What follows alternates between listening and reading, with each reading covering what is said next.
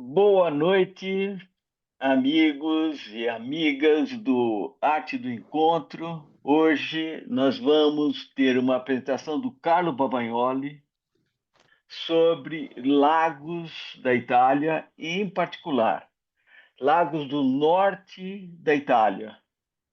Carlo, se apresenta, por favor, tá ok?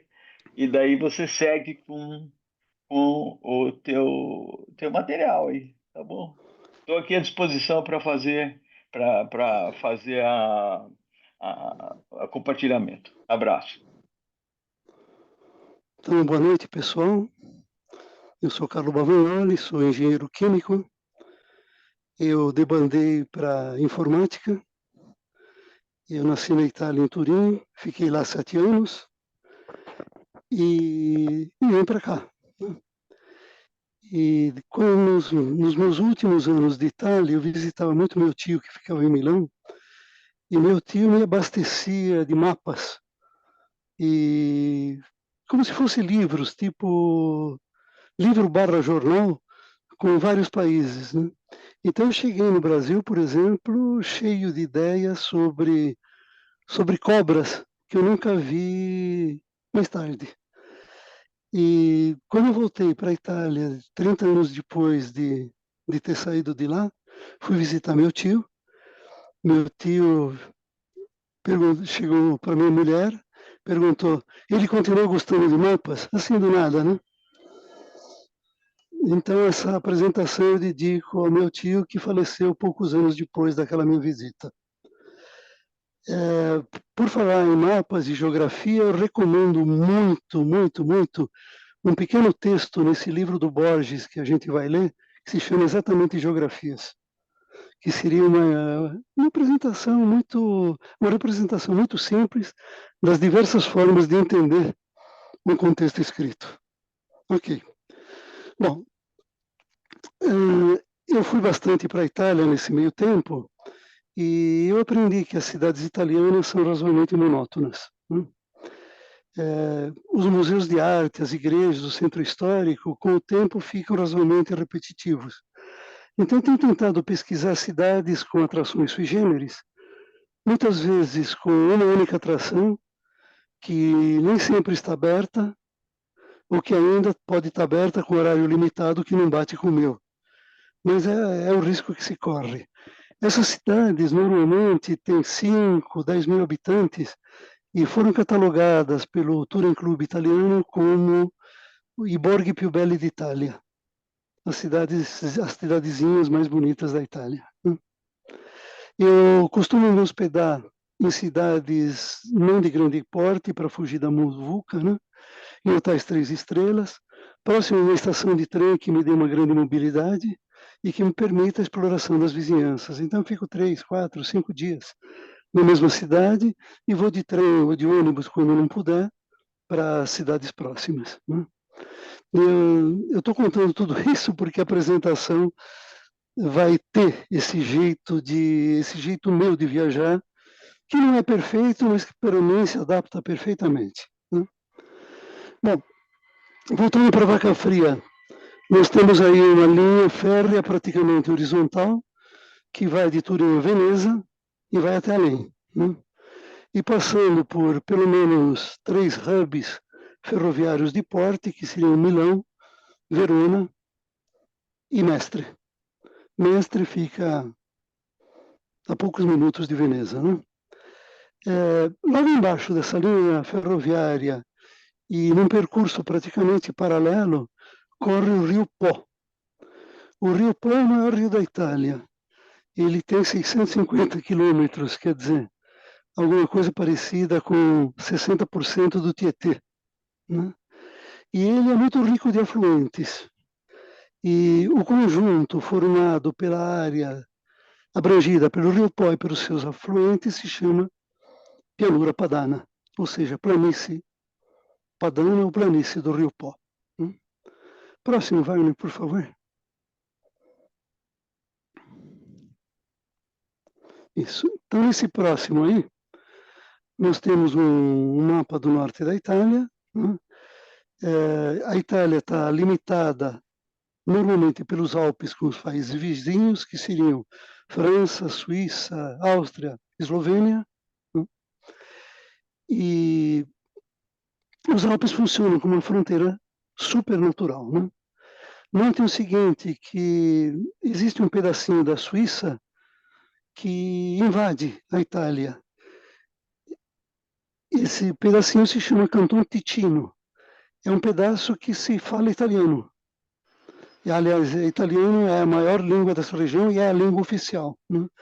E por motivos até de comércio, de mobilidade, etc., durante o inverno e até durante outras épocas do ano, e é como se formalmente esse Canton Ticino fizesse parte da Itália. Bom, vocês viram que tem 3 quadros, um quadro de cor azul e 2 quadros de cor vermelha. O quadro azul, ele contempla lagos de planície, e os quadros vermelhos contemplam lagos de altitude. Então, lagos de planície são lagos que não passam de 400 metros de altitude, né? E lagos de altitude podem alcançar 2.000, um pouquinho mais de metros de altitude.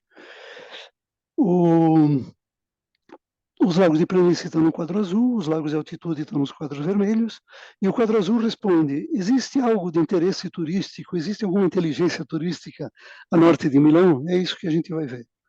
E nós vamos ver, entre outros, que existe alguma coisa de Itália pré-histórica, existem obras de um arquiteto chamado Palladio, existe alguma memorabilia bem simbólica do Mussolini, existe alguma relação com Mary Poppins, existe até uma geleira respeitável com baixo risco.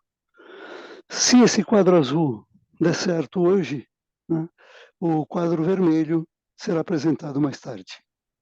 Bom, eu tenho uma apresentação bem quadradinha, focada no quadro azul. Essa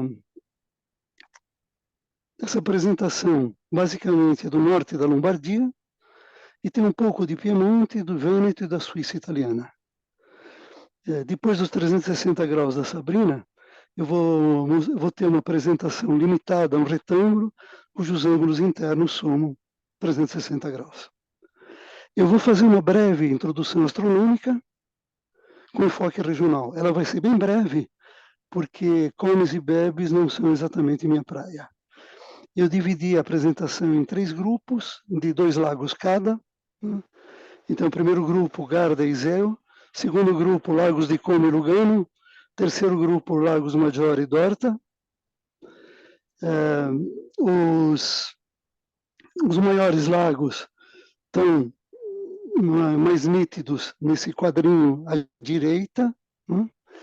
Os outros lagos completam e são próximos. E, bom, em cada grupo, às margens ou nas vizinhanças de um lago, eu vou sugerir uma cidade imperdível e eu vou sugerir também outra cidade que pode ser base de hospedagem. Ok? Próximo, Wagner, por favor. O próximo, com muito respeito, né, quem entende, fala dos vinhos das regiões. Eu peguei exatamente os vinhos da Lombardia, que vai ser a principal região afetada, da Lombardia do Norte, né? E nessa Lombardia do Norte temos o Franciacorta, o Valtellina, o Lambrusco. Eu devo confessar a vocês, me expondo a chuvas e trovoadas, que eu sou um grande fã do Lambrusco, para vocês terem ideia de quanto eu entendo da coisa, né? Do lado do Vêneto, nós estamos na área onde se produz Bardolino, Valpolicella, Soave. A área do Prosecco, que também faz parte do Vêneto, vai ser apresentado quando eu falar do quadro vermelho. O Piemonte, eu vou falar só de um vinho chamado Gattinara, Piemonte do Norte, porque os vinhos mais conhecidos, os 3 BAR, né? Barolo, Barbera, Barbaresco, estão mais ao sul. Ok? Podemos ir para o próximo, Wagner. Próximo. Então, nesse próximo, nós vamos falar das comidas, né, de uma forma muito breve, E a comida mais importante, por ser uma região de clima predominante frio, vai ser a polenta. E essa polenta tem variedades regionais. Do lado do Piemonte, o forte da comida são biscoitos, entre os quais o Savoiardi. O Savoiardi seria uma versão melhorada dos biscoitos champanhe, e os amaretti, que são deliciosos, né? Baseados em amêndoas moídas, misturadas com gema e açúcar. No Vêneto, o doce principal é o Pandoro, né? Feito especialmente para o Natal, com a cor dourada dos ovos, um perfume de baunilha, mais açúcar confeiteiro. E na Lombardia existem grandes queijos, entre eles o gorgonzola, o mascarpone, do qual se faz o tiramisu, e naturalmente o panetone lombardo. Como pratos principais, uma cotoletta alla milanese, que seria um filé empanado e frito. Em país de língua alemã se chamaria schnitzel, por aí. E o risotto alla milanese, que é um risoto com açafrão, que lhe dá uma cor amarela, e acompanhado com miolos de boi. E muitas vezes esse risoto alla milanese é um acompanhamento do ossobuco. Próximo, por favor.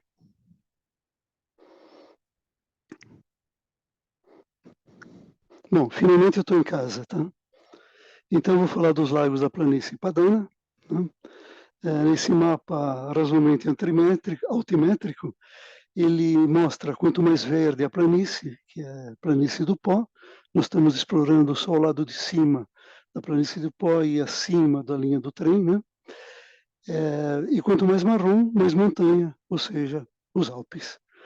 Se vocês virem uma linha amarela forte no canto superior esquerdo da tela, isso vai fazer a fronteira entre a Itália e a Suíça. Existem outras linhas amarelas menores que fazem os limites entre as regiões da Itália.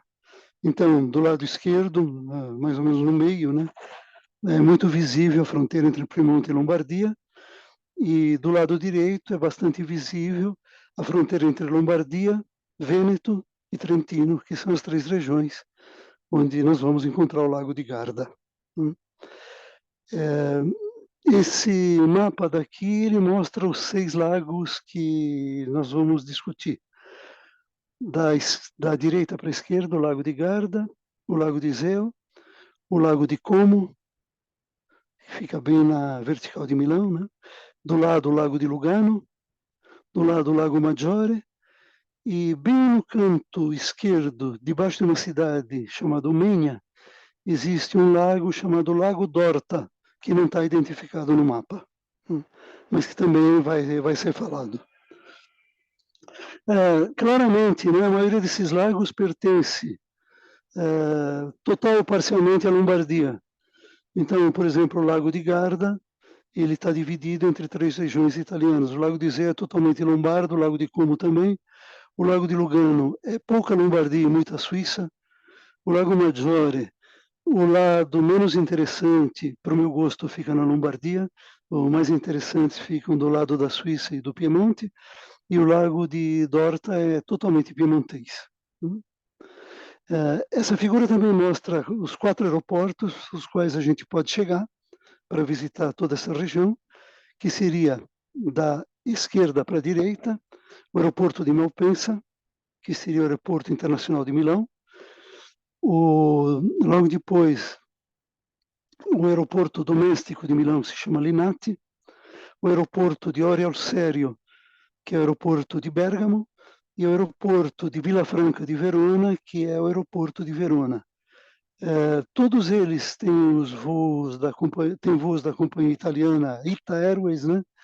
Exceto, vejam vocês, o de Malpensa. E uma coisa que é interessante, que os 2 aeroportos de Milão, eles se comunicam com uma grande dificuldade, com uma enorme dificuldade. Então, para você ir de um para o outro, você precisa, claro, por transporte público, né? Você precisa parar em algum lugar. Por exemplo, na Estação Central de Milão. Bom, o que mais que nós temos aí? A gente discute rapidamente os 6 lagos. Os 6 lagos são razoavelmente pequenos, né? Embora um dos lagos se chame Maggiore, o Lago de Garda é o maior deles, tem 370 quilômetros quadrados, Só comparando, né, com os grandes lagos americanos, o Lago Superior, por exemplo, tem 80 mil quilômetros quadrados, ou seja, várias vezes mais, né? A profundidade é mais ou menos equivalente à dos grandes lagos americanos, e é mais ou menos equivalente entre os lagos. O mais profundo é o Lago de Como, 410 metros. Quanto à altitude, todos eles são de baixa altitude, são lagos de planície, né? Os dois maiores são o Lago Lugano, os dois de maior altitude são os lagos de Lugano e de Horta, que não chegam a 300 metros de altitude. Comparando com alguma coisa do Brasil, eu teria a Lagoa dos Patos, de 10 mil quilômetros quadrados, 5 metros de altitude, 7 metros de profundidade, e por isso que o rebocador do voluntários, né, do Moacir Scliar, tem dificuldade de navegar num lago de 7 metros de profundidade. Ok, próximo, por favor. No próximo, nós vamos falar um pouco de hidrografia e de clima. Então, por clima, eu entendo temperatura média ao longo dos meses e milímetros de chuva ao longo dos meses. Bom, do ponto de vista de hidrografia, os lagos têm uma origem morênica. O que é morena? Morena é um acúmulo de detritos não consolidados que ocorrem em regiões que estão ou já foram glaciadas e foram anteriormente transportadas por uma geleira, por um manto de gelo. Muitas vezes existem rios que são imissários, ou seja, jogam suas águas no lago, e emissários, ou seja, tiram também sua água do lago.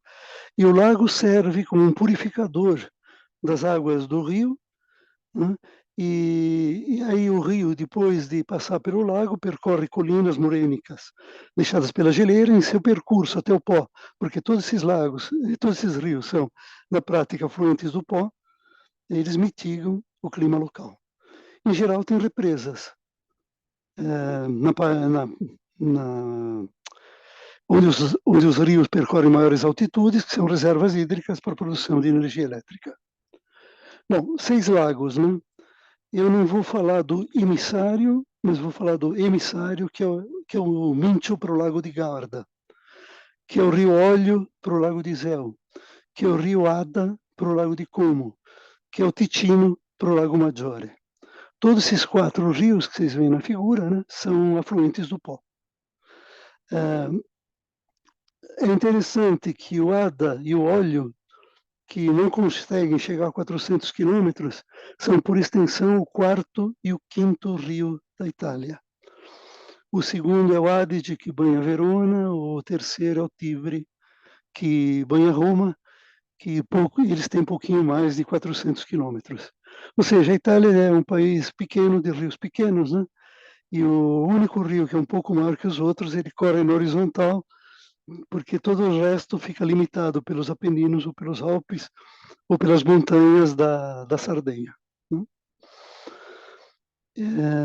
Ok. Bom, as chuvas são menos intensas. O que eu peguei, na verdade? Né? Eu peguei cidades típicas, mais ou menos no miolo dos lagos, né? Então eu peguei Gardone Riviera, às margens do Lago de Garda, Bellagio, às margens do Lago de Como, Stresa, às margens do Lago Maggiore, Lugano, às margens do Lago Idem, né? E eu vi as temperaturas médias ao longo do ano e a precipitação em milímetros de chuva. Então as chuvas são bem comportadinhas nos meses do inverno, de dezembro a março, né? Em compensação, as temperaturas são bastante baixas, né? Notem que eu estou mostrando as médias, né? Quer dizer, as mínimas, vocês conseguem imaginar que podem ser tranquilamente abaixo de 0. As chuvas dão um relativo refresco em julho, comparativamente aos demais meses no inverno. Então, a minha sugestão é que essa região é muito interessante de visitar nos meses de abril e de setembro, quando as temperaturas ainda não são nem muito quentes nem muito frias, né? quando as chuvas já têm uma quantidade considerável, mas em compensação, quando a maioria das atrações está aberta. Então, eu recomendaria ir para abril ou setembro, e se for para viajar com as crianças, vá em julho. Né? Ok. Próximo, por favor. Então, chega de entretantos e vamos aos finalmente. Né? Vamos ao Lago de Garda. Então, esse lago, né, que tem um formato, sei lá, quase parecido com um violão, ele fica ao norte da linha de trem que junta Milão e Veneza. Naquele mapa de cima estão representadas duas cidades importantes dessa linha, uma é Verona, fica no Vêneto, outra é Brescia, que fica na Lombardia. Verona, depois de Verona vem Padova, desculpe, vem Vicenza, depois vem Padova, depois vem Veneza. Depois de Brescia, a estação mais importante é Milão. E é isso. Né? Bom, peguei duas cidades da margem oriental. Quer dizer, uma é da margem oriental, outra é da margem, diria, superior, né? Mas uma é Bardolino, que está na figura de baixo. Bardolino, ela é famosa por causa da festa da uva e do vinho em início de outubro. Em Bardolino tem um museu de azeite muito interessante no meio de um olefício. Tem o Museu do Vinho, e notem que na região existem 900 viticultores, 200 vinificadores, 100 engarrafadores. Então essa festa aí da uva e do vinho realmente é algo que vale a pena. Né? E isso mostra, de certa maneira, as áreas de economia da região do lago, que seriam o turismo, os vinhos, os azeites e a produção de limões. Né? Existe até uma cidade que se chama Limone, às margens de um dos lagos. Outra cidade que está mostrada aí é Riva del Garda. A Riva del Garda fica na margem bem superior do lago. Né? Ela lembra vagamente, né, pela entrada do lago, um Polignano Mare piorado. Né? E ela tem como grande atração uns passeios ecológicos a norte para um lago, para uma cachoeira, ao longo do lago, que se chama Lungo Lago, até uma cidade vizinha chamada Torbole. Demora mais ou menos 1 hora esse passeio com uma velocidade tranquila. Né? E são os grandes atrativos da região, além de um museu, Museu do Alto Garda, que cuida da parte arqueológica da região, incluindo palafitas, que é um negócio meio sui generis na Itália.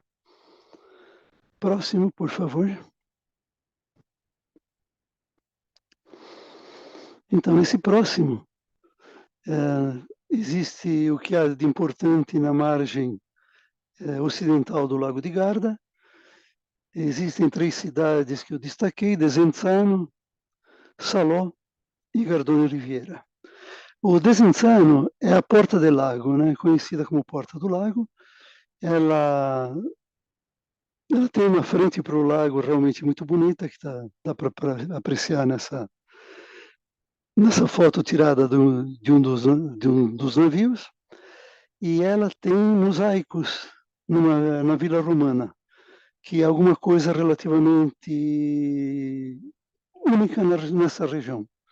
Poucas cidades dessa região apresentam mosaicos e Desenzano é uma delas. Mas também não é nada de especial, né? Outras 2 cidades importantes são Salò, que vocês veem no canto à direita. Né? Salò foi capital da República Social da Itália. Então, quando Mussolini teve que abandonar Roma em 1943, escorraçado, né? Ele fundou, perto de Salò, o que se chamou de República de Salò. Né? E esse prédio que vocês veem aí é o antigo Ministério do Exterior da República de Salò, e que hoje foi convertido num hotel 4 estrelas. Né? Então, de maneira geral, o que acontece? A Itália respeita a arquitetura da fase fascista, embora a fase fascista queira ser eliminada em geral do contexto. Então existe muita homenagem aos partigiani que combateram os fascistas e foram mortos de uma forma violenta. Em cada uma de diversas cidades do norte da Itália existem monumentos aos partigiani mortos, mas de fascismo se fala realmente muito pouco, né? Salò também, na frente dele, tem uma ilha chamada Isola del Garda, que é possuída por uma família aristocrática, e essa família oferece visita guiada pela quantia módica de 40 euro por pessoa. Gardone Riviera, que vocês veem no canto inferior à esquerda, ela tem um monumento não, vamos chamar um monumento que se chama Vittoriale degli Italiani. Esse Vittoriale degli Italiani é obra de um poeta e, abre aspas, herói, fecha aspas, Gabriele D'Annunzio. Esse Gabriele D'Annunzio, ele se dedicou 16 anos montando esse complexo, né, com toda a memorabilia dele, né, incluindo um torpedeiro que conseguia matar submarinos, né, da Primeira Guerra Mundial, que foi usado, inclusive, mas por mais que haja um respeito muito grande, ele foi realmente mais propagandista do que herói. E tudo que ele fez do ponto de vista heróico teve mais características de propaganda, né? O D'Annunzio, ele no começo foi um grande fã do fascismo, e com o tempo, ao ver que o fascismo se transformava numa ditadura, ele foi abandonando o contato com Mussolini, por mais que esse tentasse puxá-lo para o seu lado. Próximo, por favor.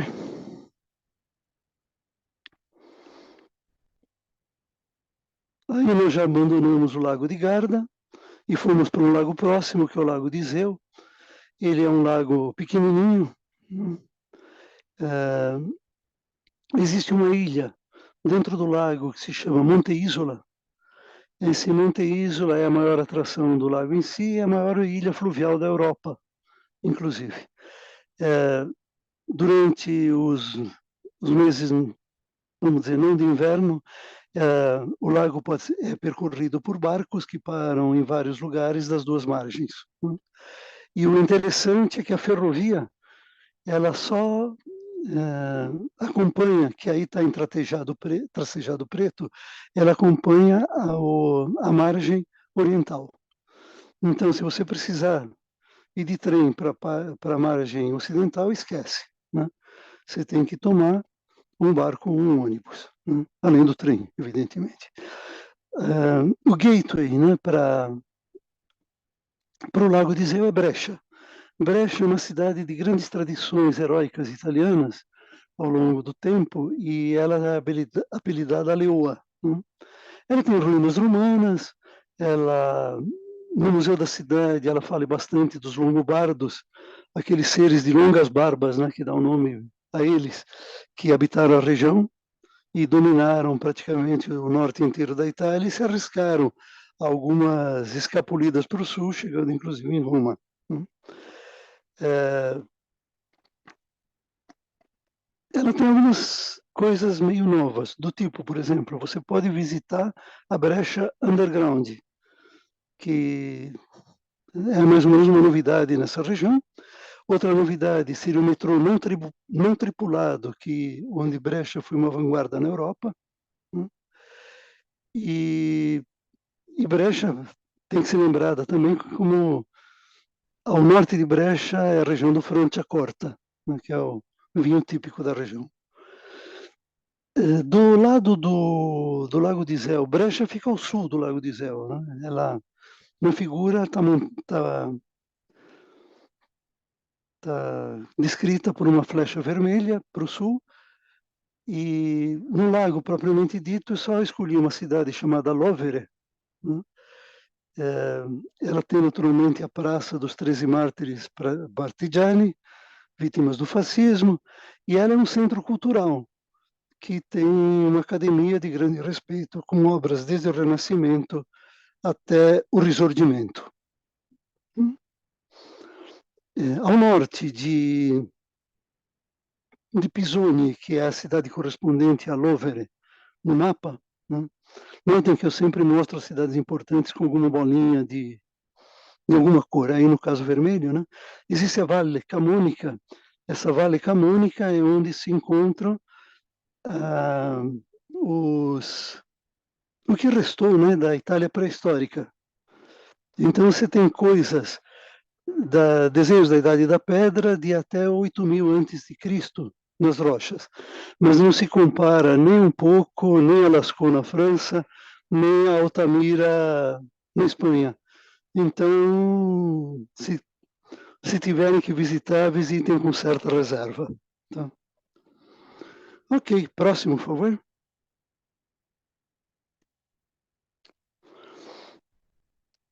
Uma cidade maravilhosa.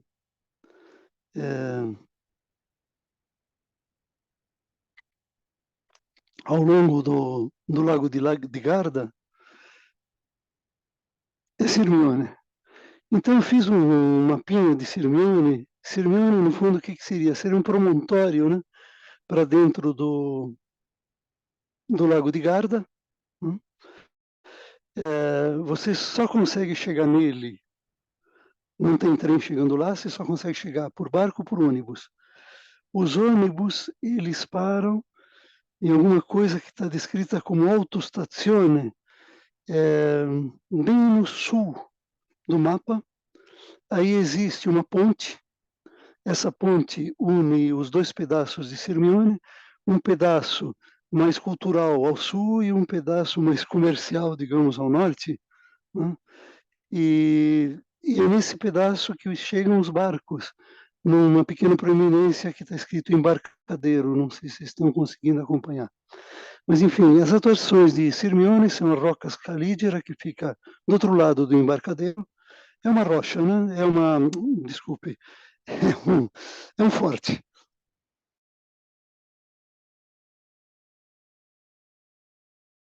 Basicamente,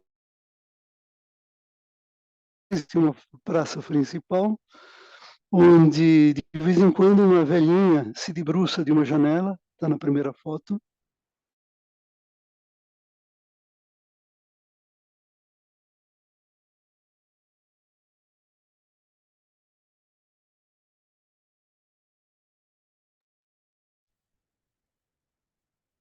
Carlo?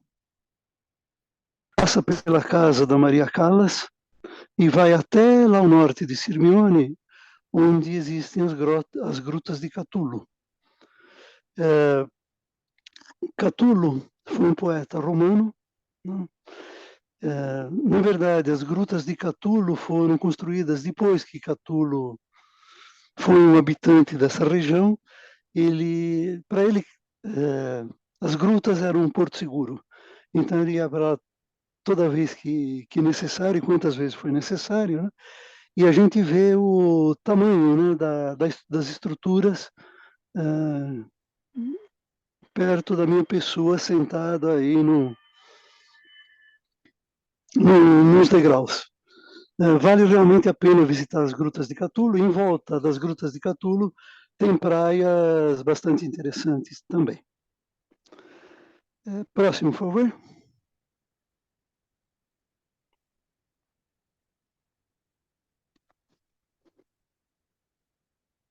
Então, nesse próximo, bem no centro, existe um pontinho, um círculo branco.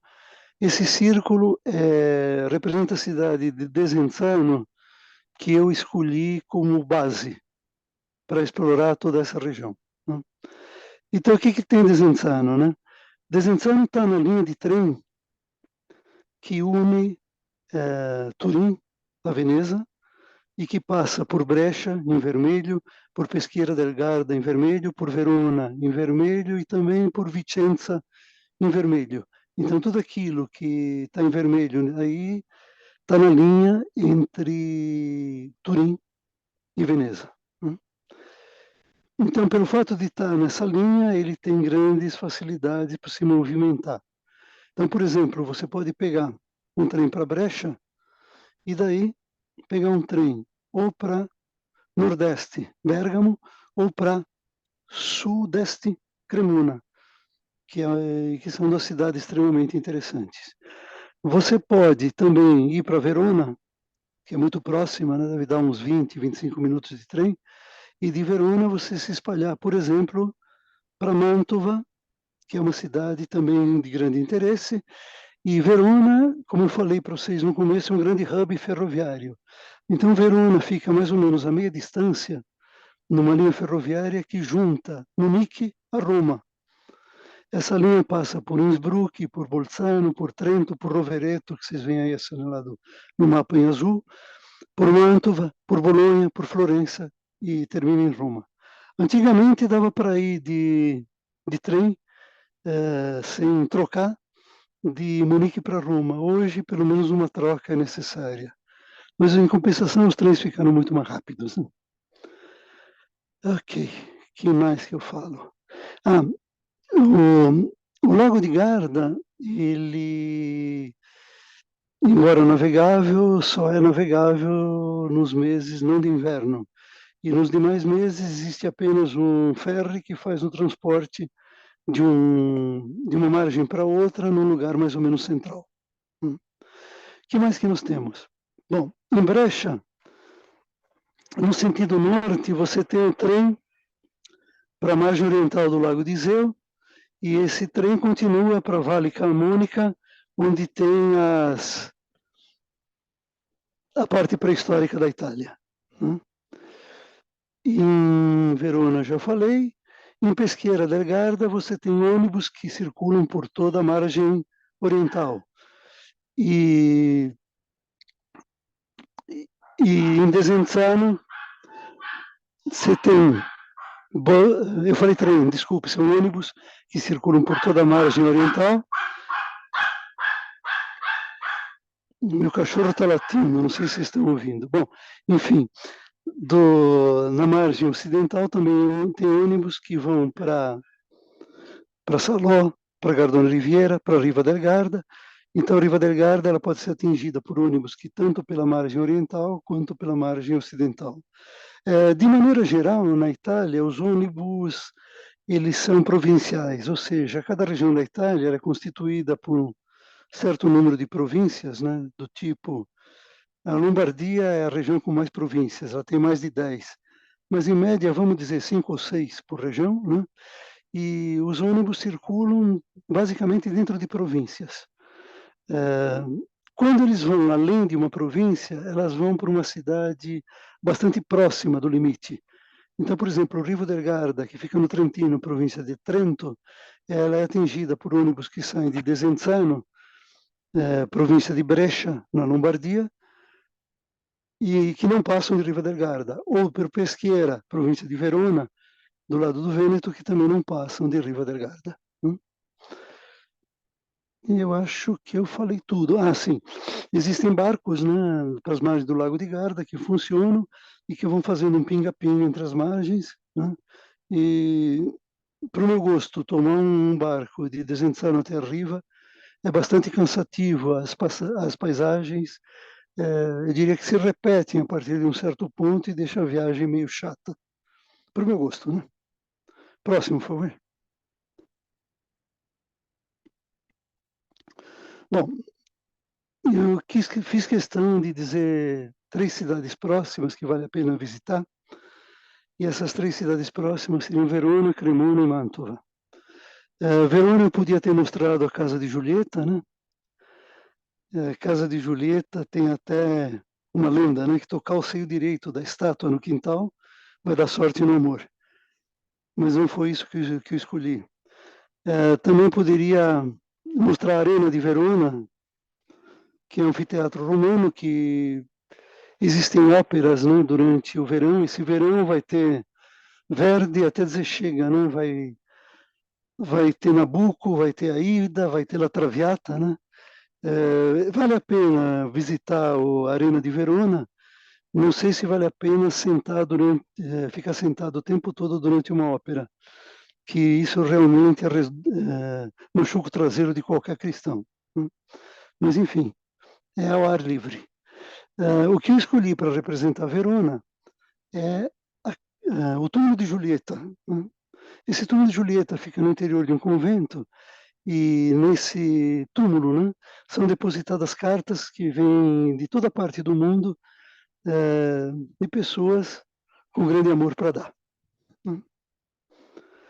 Eu não contei tudo de Verona, mas eu acho que contei o básico.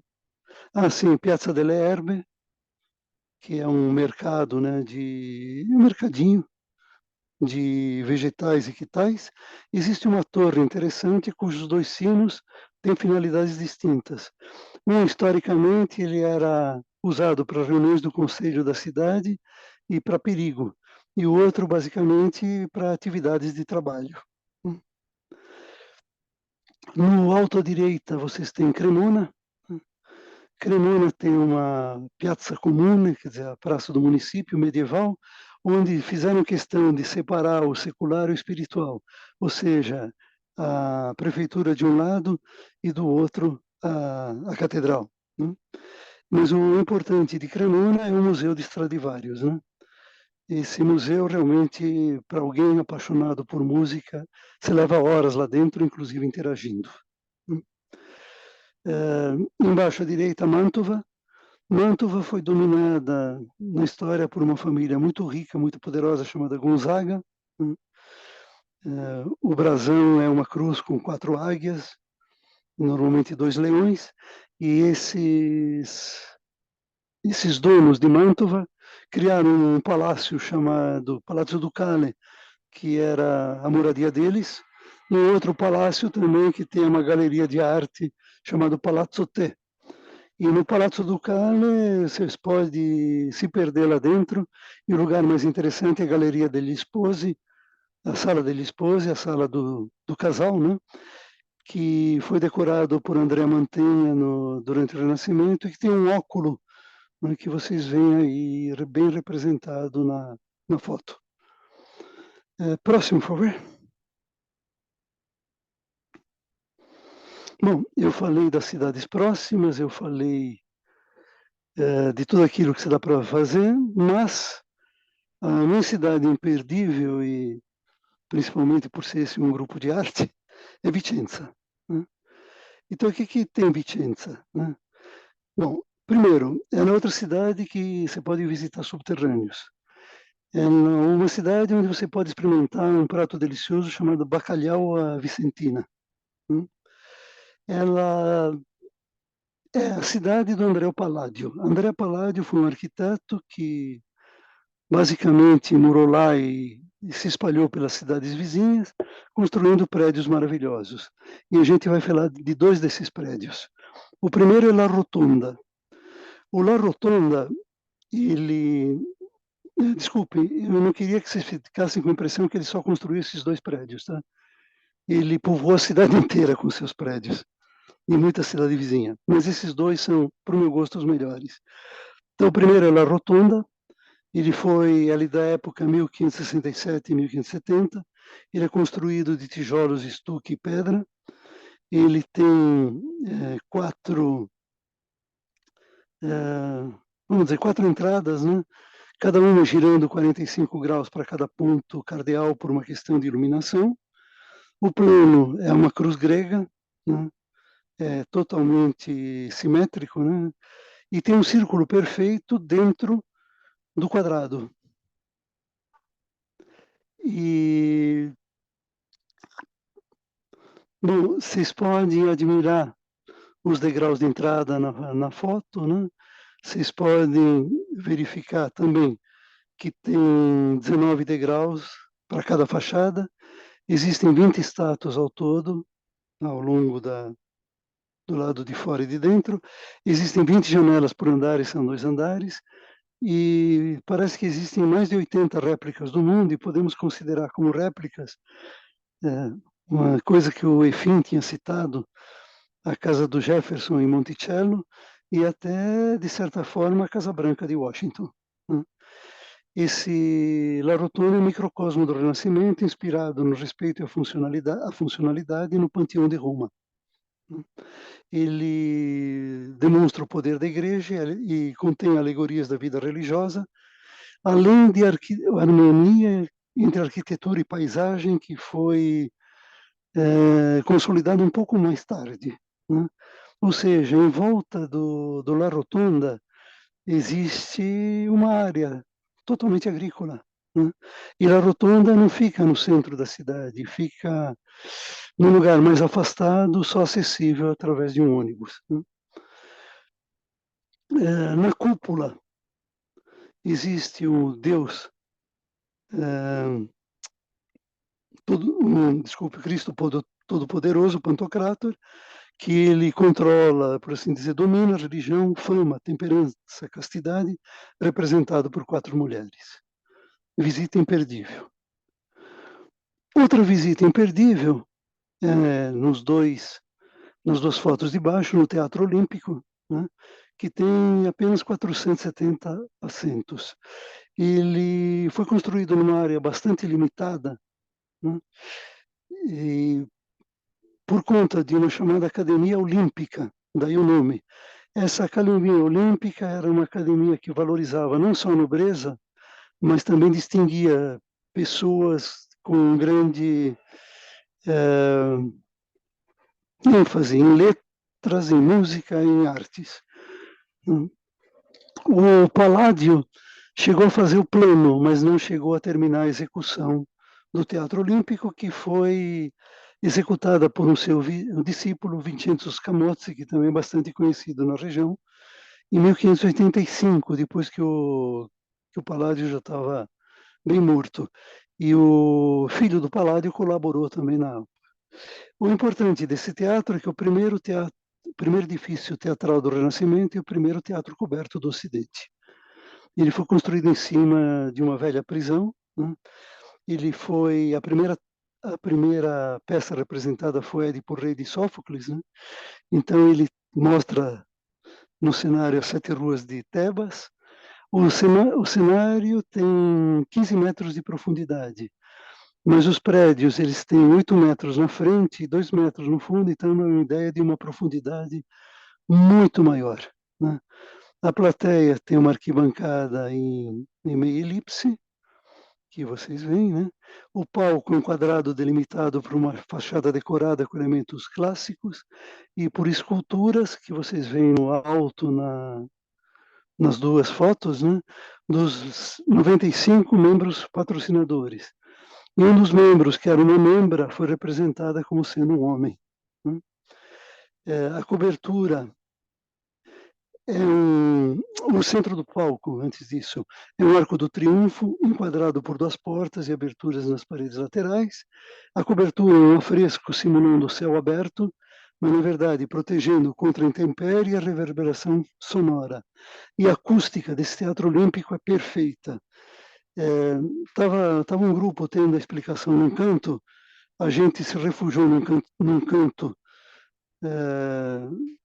do teatro para não atrapalhar e absorveu completamente a explicação do guia.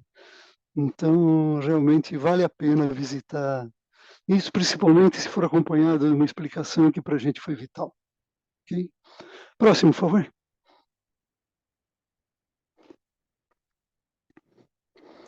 Então, chegamos finalmente ao Lago de Como, né? O Lago de Como fica ao norte de Milão, como vocês veem na figura mais no canto à esquerda, né? Ele tem esse formato meio esquisito e, na verdade, ele é a reunião de 2 ou 3 lagos. O Lago de Como, propriamente dito, que seria o maior, que vai desde lá de cima até embaixo à esquerda, e o Lago de Lecco, sendo que os dois se encontram mais ou menos na altura de Bellagio. E Bellagio é exatamente o ponto em que os dois se encontram, então tem uma vista maravilhosa para tudo quanto é lado. O interessante desse Lago de Como é que você pode chegar a Como de trem. mas você não consegue prosseguir pela margem ocidental. Você só consegue ir de trem pela margem oriental. Então, se você quiser explorar de trem o lago, é melhor ir pela margem oriental e, eventualmente, tomar um barco para a margem ocidental, ou então tomar um barco em Como, que é menos cansativo que no Lago de Garda, até porque o Lago de Como é bem mais charmoso que o Lago de Garda, para o meu gosto. Né? Bom, eu peguei algumas cidades aí às margens do Lago de Como, né? Então, perto de Tremezzo, tem uma vila chamada Vila Carlota que você pode visitar, ao contrário de muitas outras vilas que existem ao longo do lago e que só disponibilizam quando muita visita aos jardins. Né?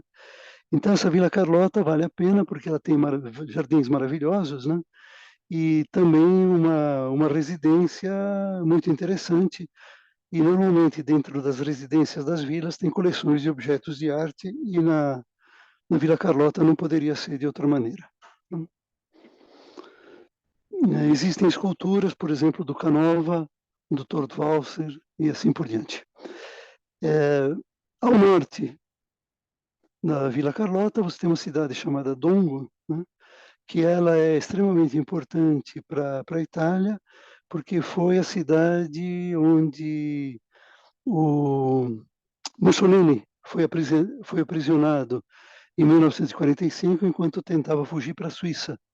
Ele foi reconhecido, apesar do uniforme de exército alemão, por um partigiano, né?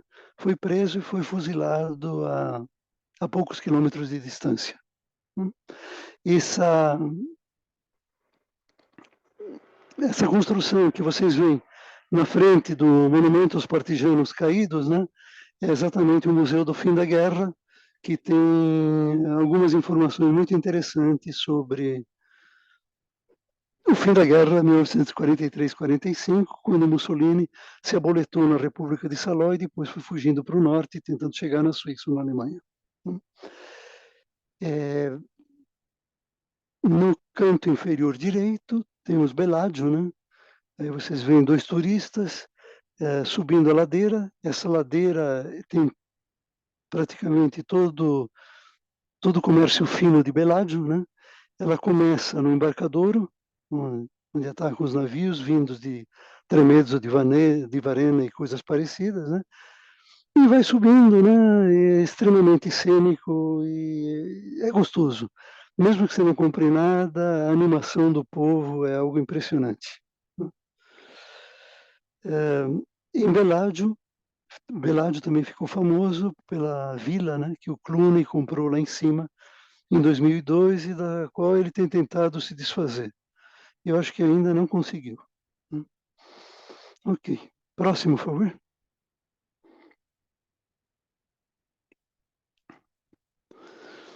O próximo é uma homenagem à cidade de Como, né? A cidade de Como tem duas estações de trem e as duas são servidas por linhas diferentes que partem de Milão. Então, por exemplo, na central de Milão, você pega uma linha que vai para Como San Giovanni, que é uma estação mais a leste do Bochicho, a oeste do Bochicho, e existe também outra linha que sai da estação Cadorna de metrô, né, de Milão, e que vai para Como Lago. E a estação de Como Lago é bem próxima do Bochicho, da estação de ônibus e assim por diante. E as duas servem o lago, cada uma com objetivos diferentes. Né? Como toda cidade de lago, Como tem um lago lindíssimo, Como tem naturalmente uma homenagem aos caídos no cumprimento do dever, que são essas duas mãos no canto inferior à esquerda. Né? Então, basicamente, são policiais e quetais caídos no cumprimento do dever. E é interessante que toda essa região, uma época que eu estive lá, ela estava totalmente dominada, desde as mãos, um pouco além, até a estação de Como San Giovanni, por gente querendo migrar para a Suíça. né? Como fica a poucos minutos da fronteira da Suíça, então o pessoal se aglomerava na estação, esses refugiados se aglomeravam tentando fugir para a Suíça. Recentemente, essa frequência praticamente se reduziu a zero. Né? Bom, como a cidade natal de Alessandro Volta. O Alessandro Volta é o inventor da pilha, né? E aí vocês têm um monumento em homenagem ao Alessandro Volta. Né? E a cidade está cheia de representações que associam ao Alessandro Volta, um monumento, um museu, o arco voltaico e assim por diante. E ele foi também o descobridor do metano, vendo algum gás que emanava dos lagos e conseguindo isolá-lo, né? Então ele é um cara que realmente é o ídolo da cidade. No canto inferior à direita, vocês veem o museu não, um prédio do Facho, que foi chamado Casa do Facho. Ele tem uma base extremamente racionalista, né? E ele foi substituído agora por um museu do racionalismo e abstratismo, né? Em homenagem ao seu autor, um tal de Terragni, que eu nunca tinha ouvido falar antes. Né? Como também é famoso por sua seda, vocês veem no canto superior à direita, um detalhe, né? Você pode comprar echarpes e gravatas de finíssima qualidade em Como, que é, aliás, o turismo principal da cidade, né? E toda a articulação principal da cidade está em duas praças contíguas, que são a Piazza Cavour e a Piazza Duomo. A Piazza Cavour mais perto do lago e a Piazza Duomo mais interna, né? Que vocês veem aí um pedaço que não contém o Duomo aí representado. Próximo, por favor.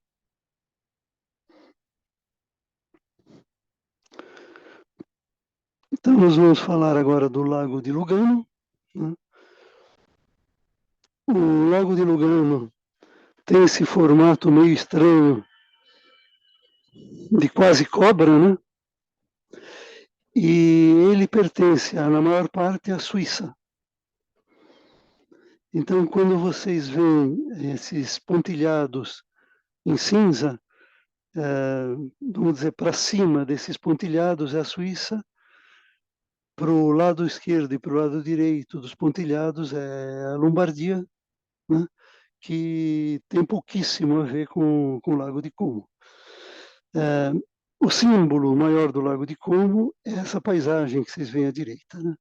Então vocês veem a vista de Lugano, né?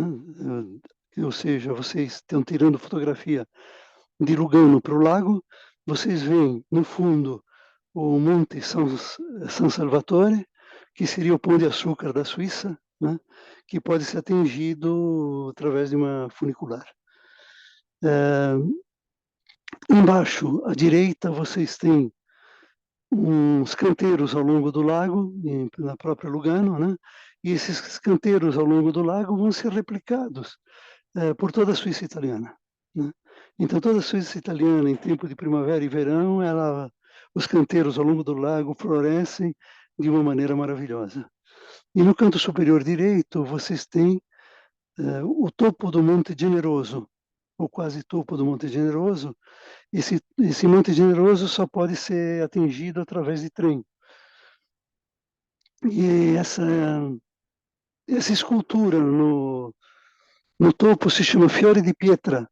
Ela foi feita por um arquiteto suíço extremamente importante de fama internacional chamado Mario Botta, que, pelo que eu li, ele foi grandemente influenciado por Le Corbusier. Próximo, por favor.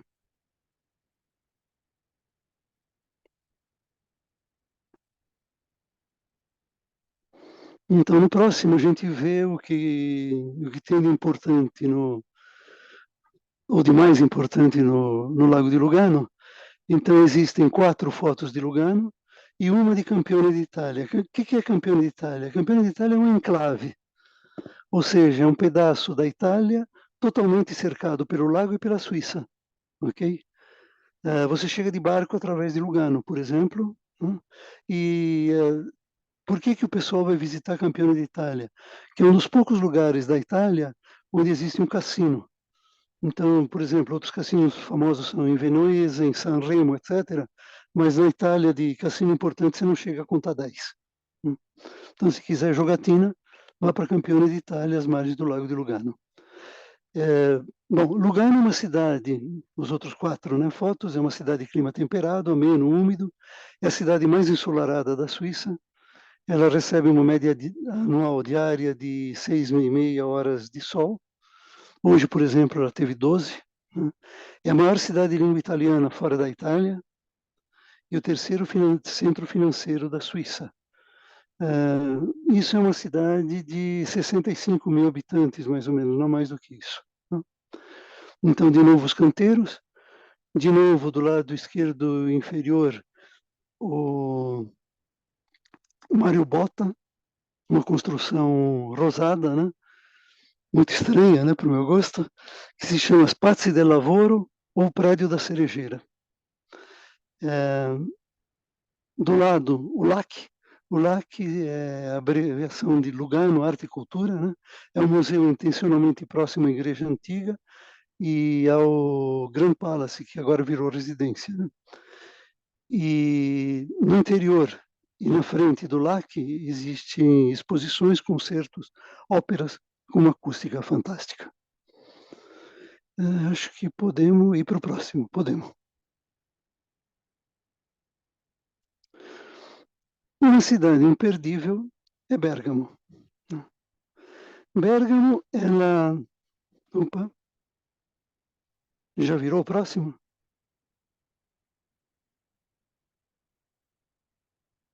Virou.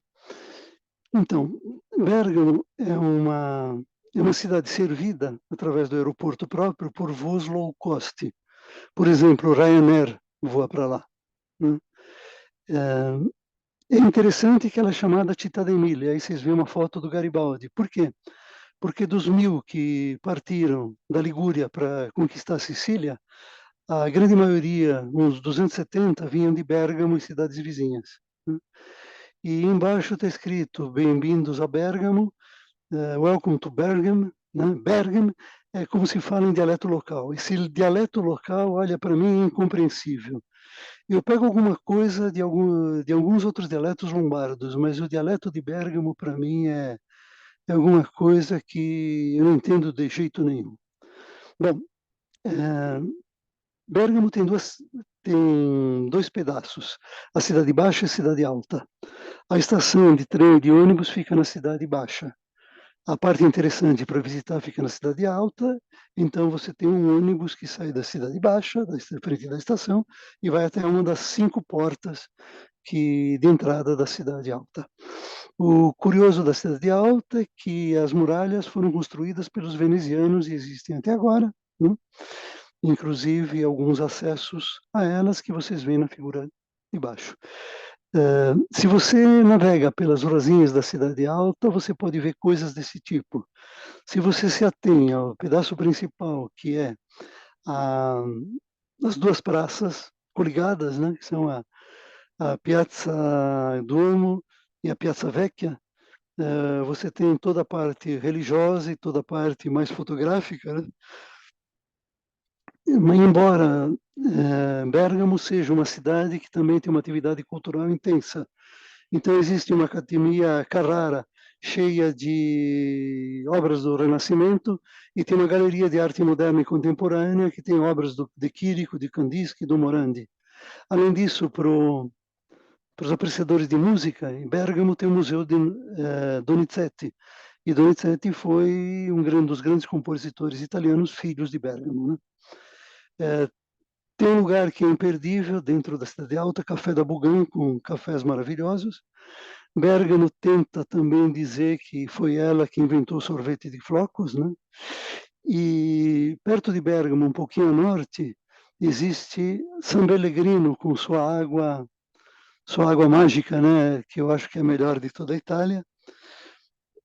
E um prato típico de Bergamo no tempo que eu saí da Itália era polenta e osei, que é essa polenta euseia? É uma polenta, né, que é guarnecida por avezinhas, tipo codorninhas, né, de pequeno porte. Com o tempo, suprimiram a caça predatória na região, mas ainda existe polenta euseia, só que polenta euseia virou um doce amarelo e marrom, simulando a polenta euseia. Próximo, por favor.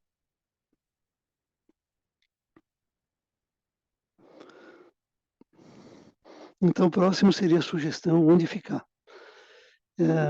Eu estou recomendando Varena, que é aquele pontinho branco dentro do mapa, né?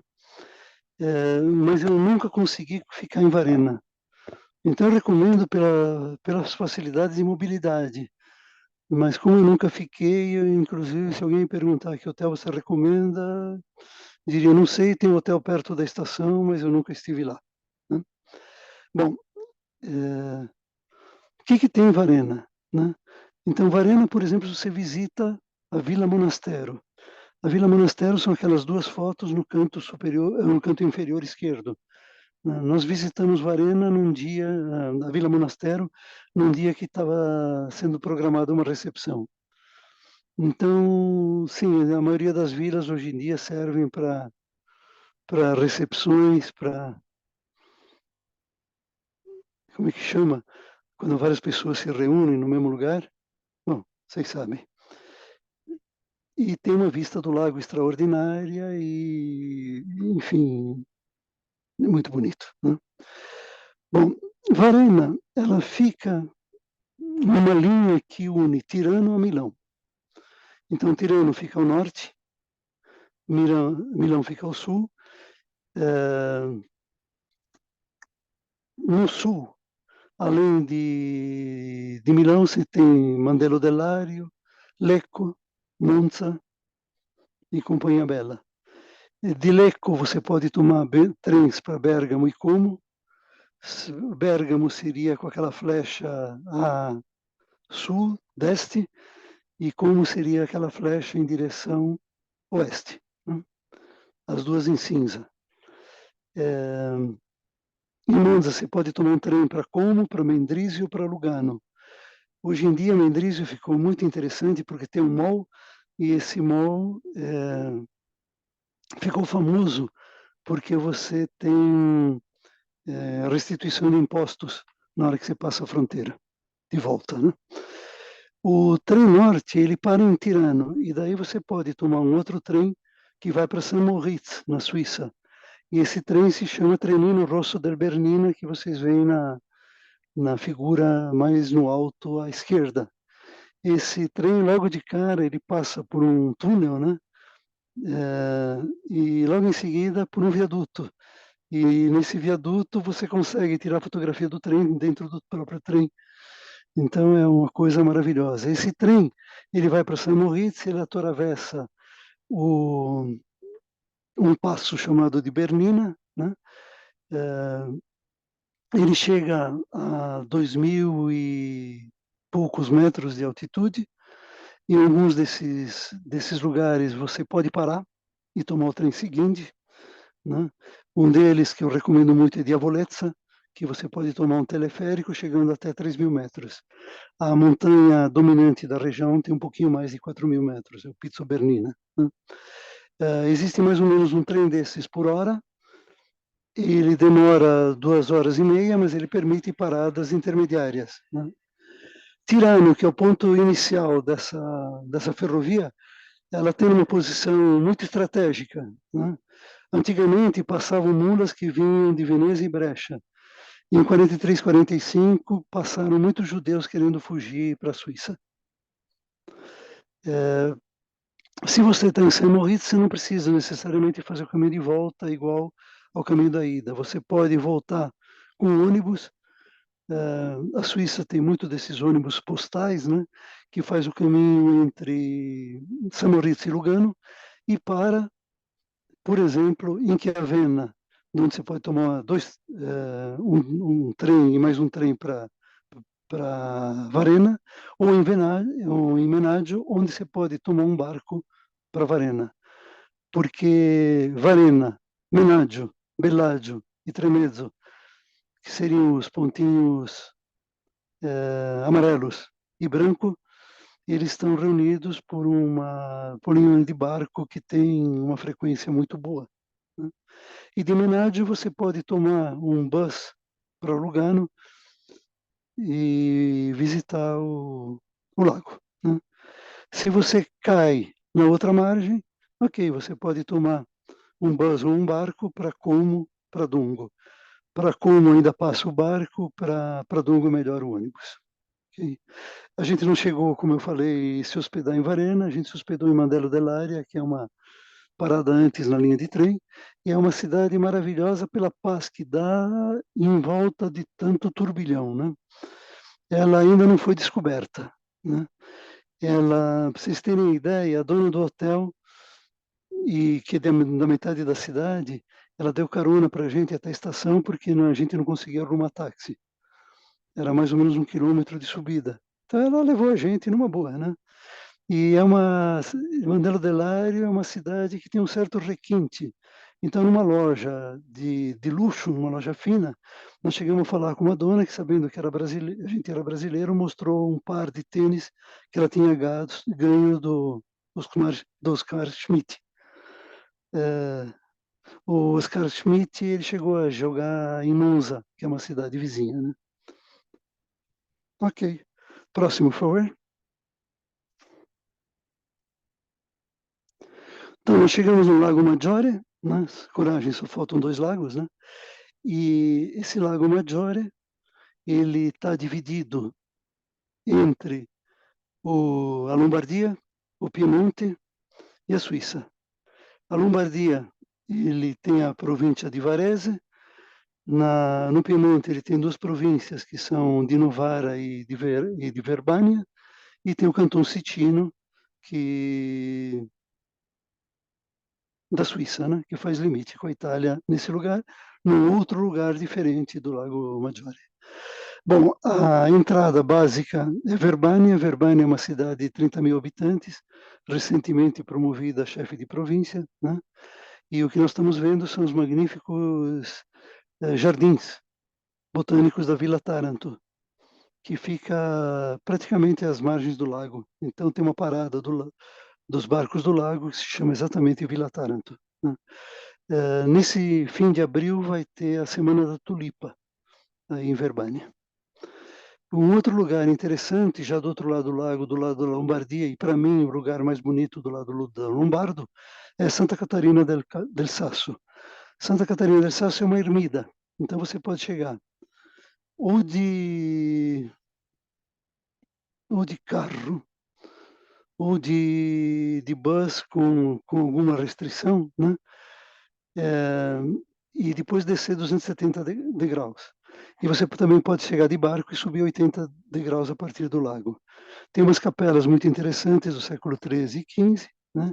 E foi pátria alternada de dominicanos, beneditinos e hoje franciscanos, né? E você pode tomar dentro de lá água potável do lago. Próximo, por favor.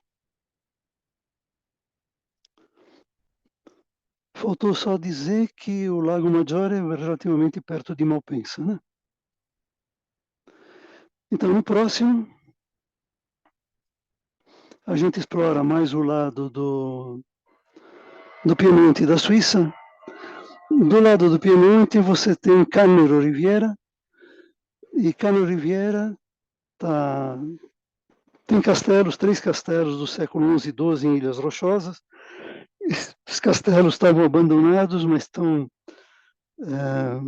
com visitas abertas, programadas para junho desse ano, depois de vários tempos de abandono, né? Câmara tem bastante cisnes, gaivotas, né? Os donos do lago foram, num determinado tempo, piratas que espalharam terror nas vizinhanças, né? E aí existem 2 lendas, né? A primeira é que os donos foram atirados ao lago. E a segunda, que os donos atiraram as riquezas ao lago para que elas não fossem confiscadas, né? Então, dentro dessa segunda lenda, existe que um veleiro fantasma aparece às noites com névoa, né, indicando acima do lago, mais ou menos no lugar onde estariam os tesouros.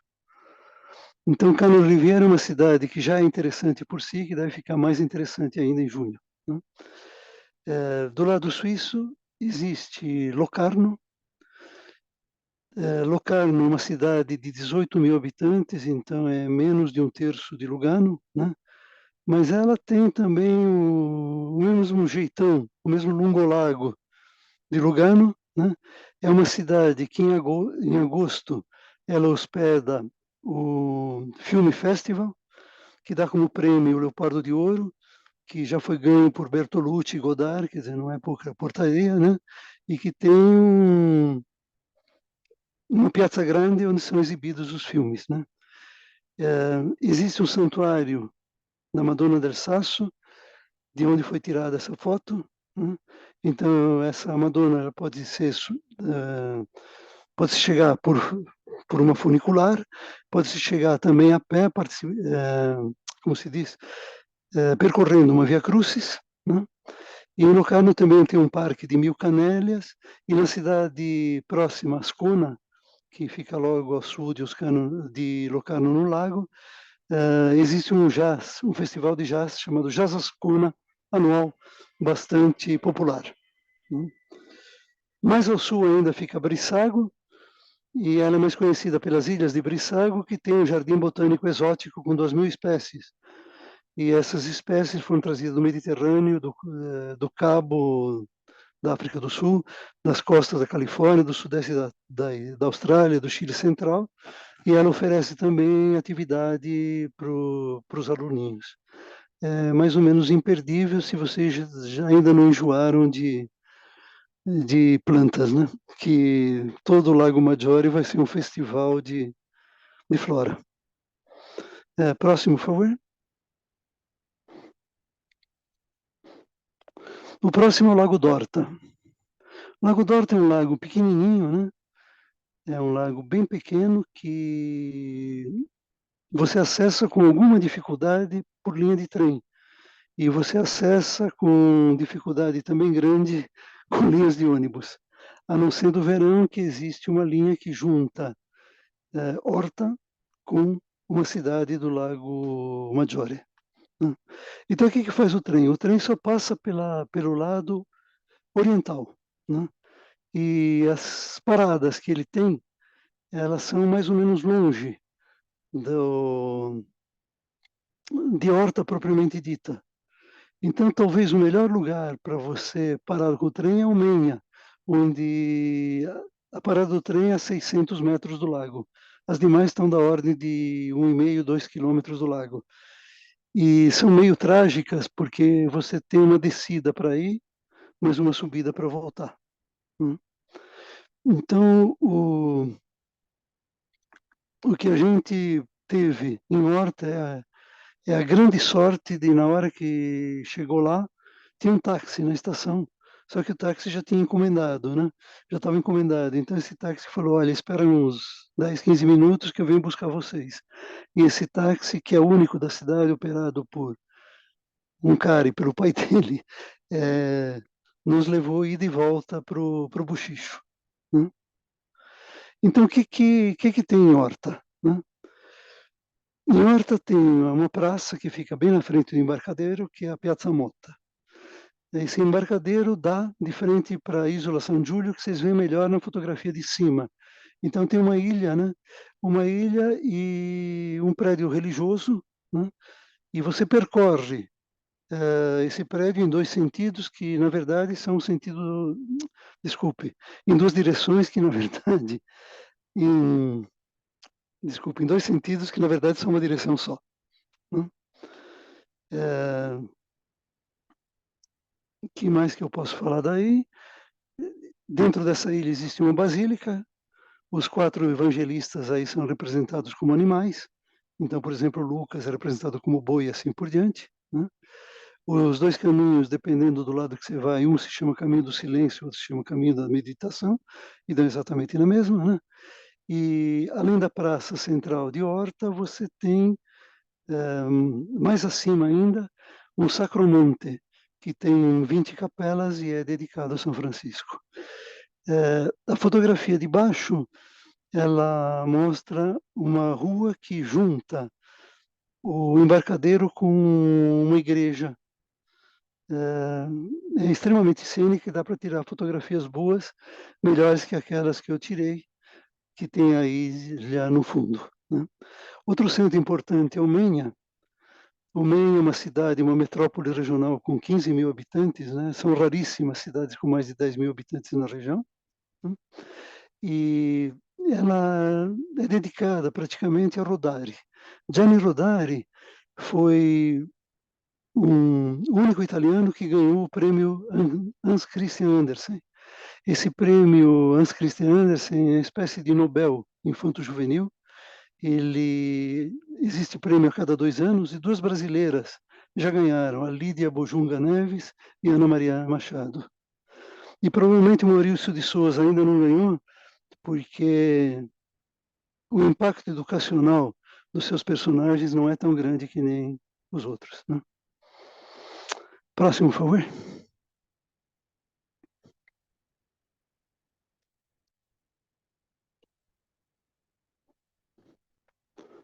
Então, o próximo é a cidade imperdível, que é Estresa. Ela não é tão imperdível por conta dela, mas é imperdível por conta das vizinhanças. Na verdade, entre Estresa e Verbania, que aparece no mapa, né, nesse cantinho do Lago Maggiore, você tem 3 ilhas importantes e mais algumas que não são paradas dos barcos: a Isola Bella, a Isola dei Pescatori e a Isola Madre. Então, existem coisas bonitas em Estresa, já vimos que existe alguma coisa bonita em Verbania, né? E existem Isola Bella e Isola Madre que podem ser visitadas, se não me engano, por 20 € cada, alguma coisa assim, fora o pedaço em barco, que é bastante barato, né? Stresa é uma cidade em Art Nouveau, estilo Liberty, o Belle Époque, né? Aquele do Mucha, do Clint, do Mackintosh, do Gaudí, do Gaudí. E aí nós vemos fotografado o grande hotel des Îles Borromée. Nesse pedaço, né, fala-se mais francês que italiano, e quando se fala dialeto, se fala mais lombardo, apesar de você estar no Piemonte, do que piemontês, né? Foi aí que Hemingway escreveu Adeus às Armas, né? Em Stresa existe um Parco Pallavicini, que tem flora e fauna em harmonia, e existe uma funicular que leva ao Monte Montarone, e no meio dessa funicular existe um jardim botânico, que tem fauna que veio dos Alpes, do Cáucaso, da China, do Japão. Ou seja, né, cada lugar traz fauna de algum outro lugar famoso que, graças ao clima ameno, consegue sobreviver, né? É, as ilhas se chamam Ilhas Borroméas, né, em homenagem à família Borromeu, que é o dono, inclusive, dessas ilhas, né, e que deu cardeais para a Igreja Católica. Essas ilhas são mais visitáveis de abril até outubro, né, e foram visitadas, entre outras, por Hemingway, pela realeza britânica e assim por diante. Em cada uma dessas ilhas tem palácios, né, com seus jardins maravilhosos, né? Numa com 10 terraças, no outro com glicínias, plantas subtropicais, papagaios, pavões, pelicanos, fazões, né? Na Isola Madre tem essa figura de uma árvore que foi abatida por um raio, né? E que foi replantada com sucesso. Então, essa aqui é uma fotografia tirada a partir de uma fotografia, porque hoje a planta está no devido lugar. Na Ilha Madre existe um palazzo com curiosas salas, por exemplo, inclusive uma sala onde tinha um teatrinho de marionetes de horror. Então, vocês imaginem a riqueza da família que tinha lá. E na Isola Bella também tem o Palazzo Madre, desculpe, na Isola Bella tem um Palazzo Borromeo barroco, que você visita instalações que já foram de Napoleão, do Príncipe Charles, uma galeria que tem obras do Renascimento e subterrâneos com materiais do leito do Lago do Rio, por exemplo, mármore e pedras de lava, e assim por diante. Então vale realmente a pena esse circuito. Próximo, por favor. Onde ficar? Bom, existem muitas opções onde ficar, e a opção que eu estou dando é meio estranha. É uma cidade chamada Domodossola, que não fica à beira do lago nenhum, mas que ela tem facilidade para chegar nos dois lagos. Então, Domodossola, ela tem, por Domodossola passam ou partem três linhas de trem. A primeira, que é mais importante, é a que vai de Milão para a Suíça. Essa linha troca em Stresa, em Verbania, em Domodossola, em Brigue, na Suíça, e daí por diante dá para você ir, por exemplo, até Visp, e daí tomar outro trem até Zermatt, e em Zermatt você explora o Matterhorn. Vale a pena. Essa daí está representada em verde no lado que vai para Milão e está representada em cinza no lado que vai para a Suíça, no sentido oeste. Em Domodossola tem um trem muito confortável que vai direto, com mais duas paradas para o aeroporto de Malpensa. Existe um outro trem que vai para Novara, e em Novara ele para em Omenha, que é a estação mais conveniente para o Lago de Horta, né? Aí o resto você faz de barco, né? E você também pode parar em Horta e descer na ida e subir na volta os 2.000 metros de altitude.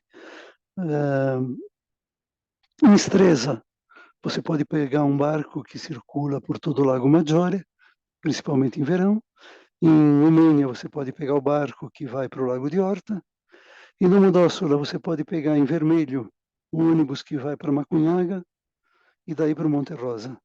Macunhaga é uma cidade muito interessante, que ela tem pouquíssimos habitantes, ela não chega a 5.000 de jeito nenhum, não sei o número exato, mas esses caras estão bem espalhados ao longo da cidade. E no ponto final de ônibus, você tem uma funicular que sobe mais ou menos perto do Monte Rosa. Isso daí seria a visão no princípio da funicular. O Monte Rosa, ele não é cor-de-rosa, ele é o ponto culminante da Itália, chega a 4.600 metros. Quando eu era pequeno, eu estudei que o monte culminante da Itália era o Monte Branco, né, o Mont Blanc, mas os 4.800 metros ficam do lado da França. Então, do lado da Itália, esse é o maior monte. Maior monte. Ele parece que rosa vem da palavra geleira, num dialeto local. E Macunhaga é uma cidade extremamente interessante. O Gateway para o Monte Rosa é interessante porque, além disso, ela tem alguns museus únicos, né?